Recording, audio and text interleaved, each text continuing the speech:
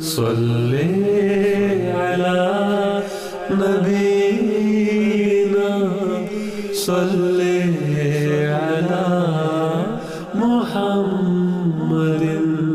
حضور میرا سوال تھا کہ جب باہر سے لوگ یورپ میں آتے ہیں تو ان کو زیادہ تر سوشل ملتی ہے، اور کچھ ایسے لوگ بھی ہیں جو سوشل لے کر بلیک میں بھی کام کرتے ہیں، تو ان کی جو انکم ہوتی ہے وہ رزق حلال میں شامل ہوتی ہے، اور یہ لوگ چندہ دے سکتے ہیں جماعت کو؟ ان کی جو انکم ہوتی ہے جو قانون کے خلاف کرتے ہیں وہ رزق حلال کس طرح ہو سکتا ہے؟ ٹھیک ہے، وہ دھوکہ دیتے ہیں۔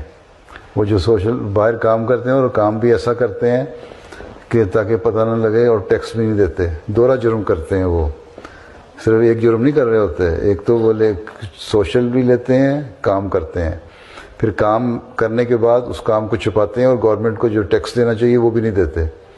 ٹھیک ہے، ایک جرم پہ دوسرا جرم ہوتا چلا جاتا ہے۔ تو پھر ایسے لوگوں سے چندہ کیوں لیا جائے؟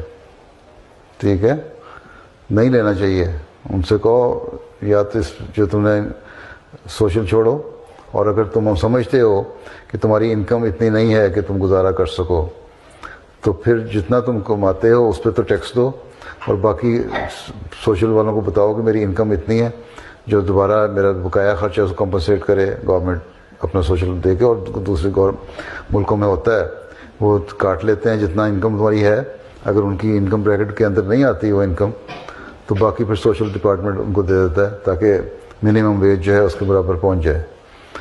اس لیے بہت ساروں سے ہم چندہ نہیں لیتے، تو انہوں نے پھر کہا ہاتھ جوڑ کے، اچھا جو ہمارا حلال رزق ہے جس پہ ہم ٹیکس دیتے ہیں اس پہ تو چندہ لے لو کم از کم۔ ہم نے کہا نہیں، سارے رزق کو پاک کرو۔ جزاک اللہ حضور۔ ٹھیک ہے، ہم کوئی چندہ ہم نے کوئی اس لیے نہیں لینا کہ ہمیں پیسوں کی ضرورت ہے۔ ٹھیک ہے، اللہ تعالیٰ کی جماعتوں کو ترقی کے لیے اور دنیا میں اب چلنا ہے تو ہر ایک چیز پیسے سے چلتی ہے، لیکن اللہ تعالیٰ نے پھر بھی کہا ہے کہ پاک رزق جو ہے نا وہ خرچ ہونا چاہیے دین کے لیے۔ ٹھیک ہے، اس لیے جو سور کا کاروبار کرتے ہیں، شراب کا کاروبار کرتے ہیں یا کلبوں میں پلاتے ہیں شراب، ان سے بھی ہم چندہ نہیں لیتے۔